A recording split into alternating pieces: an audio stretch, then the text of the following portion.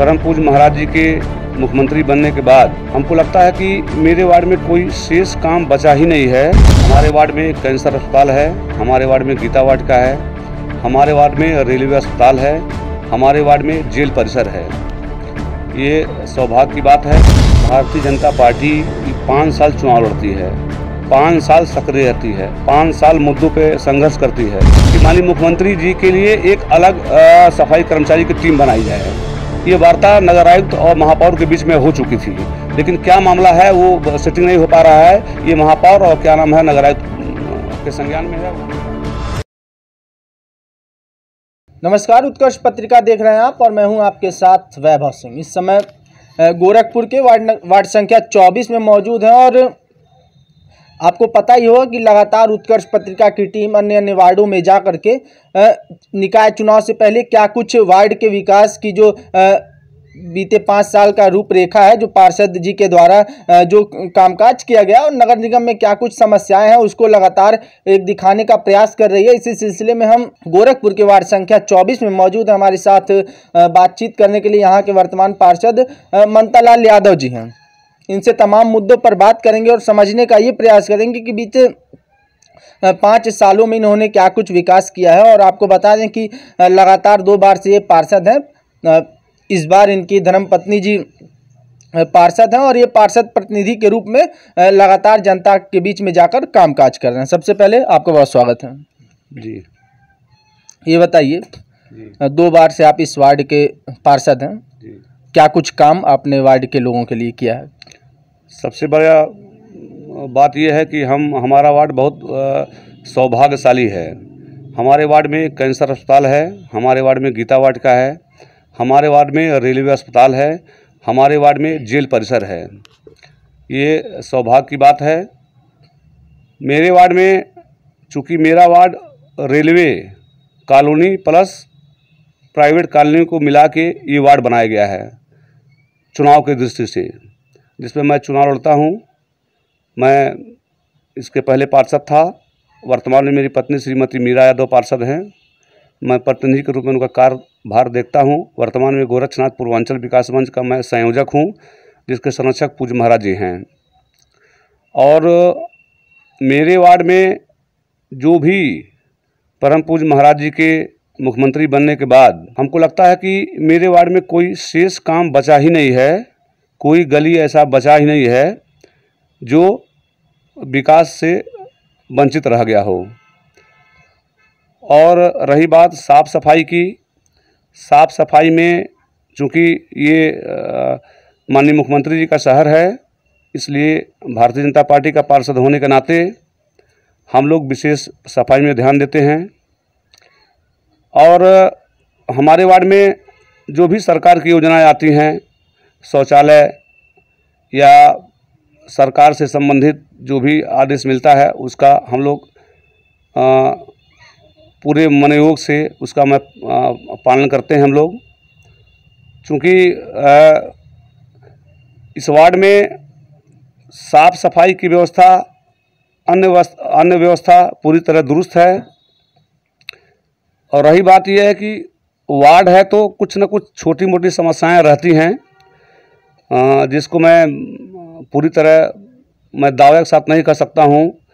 हो सकता है कि हमारे वार्ड में कोई ऐसा छोटा मोटा क्षेत्र बचा हो जिसमें कहीं सड़क नाली न बना हो, कहीं साफ सफाई से वंचित रह जा करता हो, लेकिन सूचना मिलती है तो मैं तत्परता से उसकी सफाई करवाता हूं। और सरकार की योजना जो भी है उससे जो भी विकास का पैसा आता है, अक्षर से पैसा मैं अपने वार्ड में लगा देता हूं। आपने कहा कि बहुत सौभाग्यशाली हैं और सौभाग्य की बात है कि हमारा वार्ड काफ़ी छोटा है और लगातार विकास का काम कर रहे हैं, लेकिन इस सौभाग्य के बीच में कुछ दिन पहले एक मामला होता है कि एक ही परिवार की बच्चियां आत्महत्या कर लेती हैं आप ही के वार्ड में।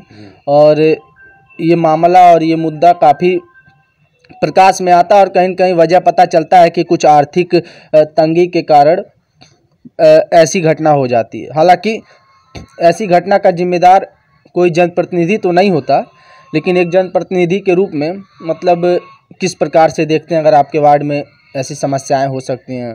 क्या कुछ किया जा सकता था उन लोगों के लिए अगर ये मामला पहले आपके या फिर अन्य जिम्मेदार लोगों के प्रकाश में आता तो? जैसे जो जितेंद्र श्रीवास्तव और उनके 2 पुत्रियां आत्महत्या की हैं, उनके पिता श्री ओम प्रकाश श्रीवास्तव जी हैं। ओम प्रकाश श्रीवास्तव हमको 1985-86 के आसपास हमको ट्यूशन पढ़ाए थे वह। तो इसलिए मैं ओम प्रकाश श्रीवास्तव जी को मास्टर साहब करके मैं बुलाता हूँ। और जितनी भी उनके घर की छोटी मोटी समस्याएं रहती थी वो हमसे शेयर करते थे, उसका समाधान मैं करता था। जो जितेंद्र श्रीवास्तव आत्महत्या किया है उसका मैं प्रधानमंत्री आवास स्वीकृत करा के मकान में बनवा दिया था। सिलाई का काम वह आदमी करता था। अब अंदर क्या उसके मन में चल रहा था, पारिवारिक मामला था या बाहरी मामला था या स्कूल का मामला था, अगर वो शेयर करता, हमसे शेयर करता, तो हो सकता है कि उसकी किसी रूप में हम लोग मदद करते और ऐसी घटना न होती। लेकिन वो बताता तब अंदर अंदर क्या वो चल रहा था उसके परिवार में, उसके पिता से क्या मामला चल रहा था, स्कूल से क्या मामला चल रहा था, अन्य लोगों से क्या मामला चल रहा था। तो इतना अंदरूनी तो कोई पता कर नहीं पाएगा, लेकिन जो भी शेयर होता था उनकी मैं मदद करता था। और रही बात आत्महत्या के बाद जो भी मुझसे बन सका, मैं पूरी तत्परता से उनके साथ, उनके परिवार के साथ खड़ा रहा और तमाम संगठनों से आग्रह करके उनके जो कायस्थ समाज है, चित्रांन समाज है, अन्य समाज है, कुछ आर्थिक मदद का भी सहयोग करवाया गया उन लोगों के द्वारा। प्लस मेयर साहब ने भी उनको मदद किया। प्लस ये मेयर साहब ने एक व्यवस्था बनाई है माननीय मुख्यमंत्री राहत कोष से आर्थिक मदद दिलाने के लिए। वो कागज़ पेंडिंग है, हो सकता है 1 आध हफ्ते के अंदर या 2-4-10 दिन के अंदर वो भी सहायता, इनको सरकारी सहायता मिल जाएगा। अच्छा, मेयर साहब की आपने जिक्र की, तो आप भाजपा के पार्षद हैं और भारतीय जनता पार्टी का कहीं न कहीं राज है उत्तर प्रदेश में भी और नगर निगम गोरखपुर में भी, और निकाय चुनाव नज़दीक आ रहा है। सबसे बड़ी बात करेंगे, भाजपा की जो चुनाव लड़ने की तैयारी होती है वो लगातार कहीं न कहीं इस तरीके से तैयारी बनती है, बूथ स्तर तक कहीं न कहीं जो कार्यकर्ता होते हैं वो सक्रिय रूप से अपनी भूमिका को निभाते हैं। और शायद यही वो कारण है कि लगातार हर चुनाव में कहीं न कहीं भारतीय जनता पार्टी विजय की ओर बढ़ती है। निकाय चुनाव को लेकर पूरे उत्तर प्रदेश में चुनाव हैं और तमाम अन्य राज्यों में भी चुनाव लगातार हो रहे हैं। तो उत्तर प्रदेश के जो निकाय चुनाव हैं उसको लेकर आप लोग, क्योंकि पार्टी के नेता हैं, तो पार्टी के जो कार्यक्रम होते हैं, बैठक होते हैं, उनमें जाते होंगे, समझते होंगे, तो क्या कुछ दिशा निर्देश है, किस प्रकार से पार्टी की और जो कार्यकर्ता हैं उनको क्या कुछ निर्देशित किया है, और खासकर नगर निगम गोरखपुर के लिए कितना टारगेट है? क्योंकि कुछ लोग ये कहते हैं कि इस बार लगभग 80 में से 70 सीट भाजपा को जिताने का टारगेट बना लिया गया है। कैसे देखते हैं इसको? देखिए, भारतीय जनता पार्टी 5 साल चुनाव लड़ती है, 5 साल सक्रिय रहती है, 5 साल मुद्दों पे संघर्ष करती है, और उसकी जो निचले स्तर की बूथ समितियां हैं वो हमेशा सक्रिय रहती हैं। और हमेशा हर महीने जब भी महानगर से जैसा भी पार्टी का निर्देश होता है, तत्काल हम लोग जो है बैठक करते हैं, समस्या का निदान करते हैं। और रही बात भारतीय जनता पार्टी की लोकप्रियता इतनी ज़्यादा बढ़ गई है कि चूँकि ये सीएम सिटी है, माननीय मुख्यमंत्री जी यहाँ के निवासी हैं, इसलिए हम लोग पूरे जी जान से लग के अधिक से अधिक सीट जिताने का प्रयास करेंगे। सीएम सिटी है, लेकिन हम जब अधिकांश वार्डों में जाते हैं, अभी आपके वार्ड में भी थोड़ा देखेंगे जा करके, तो कहीं के गंदगी जो है प्रमुख समस्या बनी हुई है। जहाँ एक तरफ डेंगू के कारण कहीं न कहीं जो स्थिति है वो बद से बदतर होती जा रही है और लगातार गोरखपुर में आए दिन नए मरीजों की संख्या जो है बढ़ती जा रही है डेंगू को लेकर। वहीं जब वार्ड में हम जाते हैं तो गंदगी प्रमुख समस्या बनी हुई। हालांकि जो वार्ड के पार्षद होते हैं उनकी बहुत जिम्मेदारी तो काफ़ी बड़ी नहीं होती है, क्योंकि सीएम सिटी आपने खुद कहा कि सब बात सीएम साहब और महाराज जी के ऊपर लोग डाल देते हैं कि महाराज जी इतना दे देते हैं कि समस्या नहीं होती है। लेकिन अगर एक पार्षद के रूप में कोई व्यक्ति अगर साफ सफाई भी ना करवा पाए तो हमें नहीं लगता कि मतलब ये चीज़ें ठीक हैं। कहीं न कहीं इससे सीएम सिटी होने के नाते मुख्यमंत्री की भी छवि खराब होती है। देखिए, अभी मेरे वार्ड में फॉगिंग कल हुआ है, उसके 2 दिन पहले फॉगिंग हुआ है, और प्रयास करते हैं कि कोई गली छूटे ना। तो फॉगिंग का काम सरकार के द्वारा, नगर निगम द्वारा लगातार कराया जा रहा है। और रही बात साफ़ सफाई की, तो मैंने आपसे कहा ना कि जैसे हमारे वार्ड में जो भी सफाई कर्मचारी हैं या किसी अन्य 70 वार्ड में सफाई कर्मचारी जो भी हैं, उस सफाई कर्मचारी मान लीजिए 10 कर्मचारी किसी वार्ड में है, तो मान के चलिए कि वो किसी न किसी कारण 2-3 कर्मचारी उसमें लापरवाही के कारण जो है वो एब्सेंट रहते हैं। किसी कारण उसको जरा प्रकाश में ला दीजिए, किसी कारण समझ नहीं आ रहा है। प्रकाश का लाने का मतलब यह है कि किसी का कोई बीमार पड़ गया, किसी का शादी पड़ गई, कोई मामला हो गया, तो इसलिए 10 कर्मचारी किसी कर्मचारी में है तो 1-2 कर्मचारी इस तरह मतलब नागा हो ही जाते हैं। लेकिन आप ही के कुछ पार्षद साथियों ने, अन्य वार्ड के जो पार्षद थे, उनसे भी लगातार हमारी बातचीत हुई है, वो इससे इतर जवाब देते हैं। उन्होंने, कुछ लोगों ने ये कहा कि आए दिन मुख्यमंत्री जी का कार्यक्रम शहर में होता रहता है, इस कारण जो वार्ड में जो सफाई कर्मी मौजूद हैं, जो वार्ड के लिए जितने सफाई कर्मी कहीं कहीं जिम्मेदार हैं, उसमें से आधे से ज़्यादा मुख्यमंत्री जी के कार्यक्रम में लगा दिए जाते हैं। तो यही वो कारण है जो समय से वार्ड की में साफ सफाई और फॉगिंग इत्यादि नहीं हो पा रही है। नहीं, देखिए फॉगिंग के बारे में हमारे वार्ड में लगातार हो रहा है। हर 2-3-4 दिन के बाद जो है गाड़ी आ रही है, बड़ी गाड़ी, और बड़ी गाड़ी से मैं फॉगिंग करा रहा हूँ। रही बात मुख्यमंत्री के आने जाने के बाद, तो उनका घर है तो वो शहर में आएंगे और जाएंगे, और अगर मुख्यमंत्री जी आएंगे तो कुछ ना कुछ इस शहर को दे के जाते हैं। और रही बात यह है कि जो आप बात कर रहे हैं कि कर्मचारी को इधर से उधर लगाने की बात, तो महापौर जी ने नगरायुक्त से 2-3 महीना पहले इस पे चर्चा किए थे कि माननीय मुख्यमंत्री जी के लिए एक अलग सफाई कर्मचारी की टीम बनाई जाए।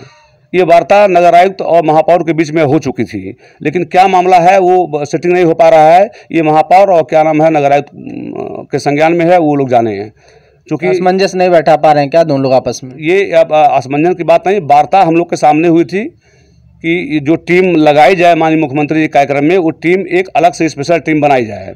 ये वार्ता इसको क्योंकि जो वार्ड की समस्याएं हो जाती हैं वो ना हो, और मुख्यमंत्री के लिए कहीं कहीं अलग टीम बना दी जाए। हाँ, ऐसा व्यवस्था महापौर ने प्रयास किया था और नगर आयुक्त के सामने वार्ता भी हुई थी।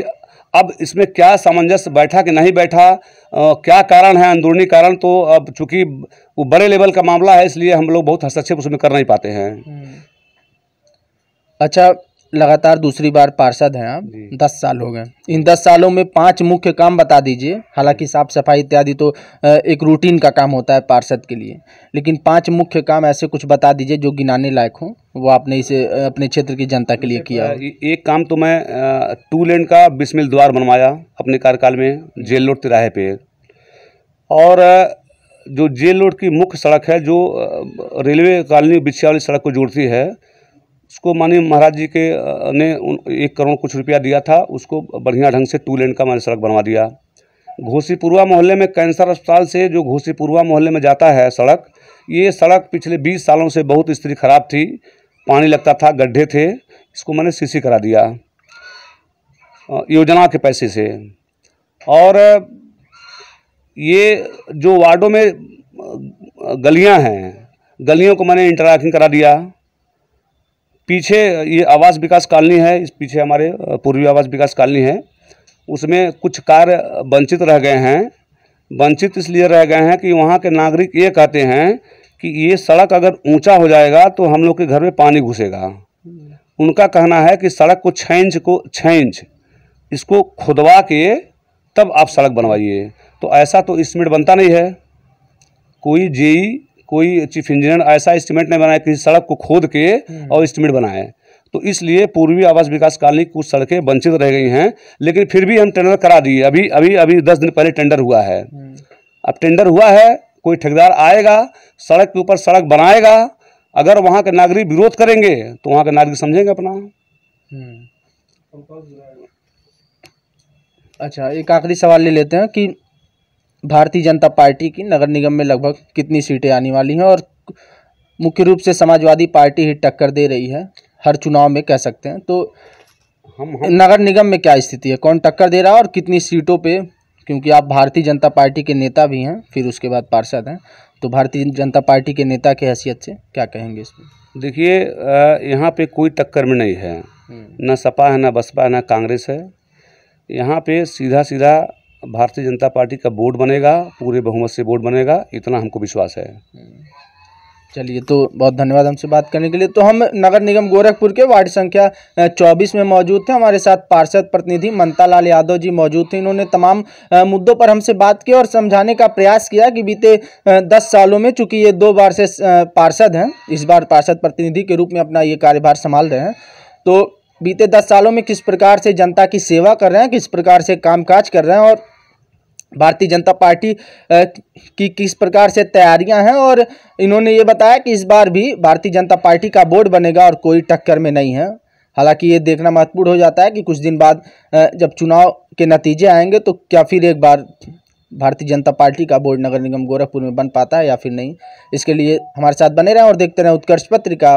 धन्यवाद।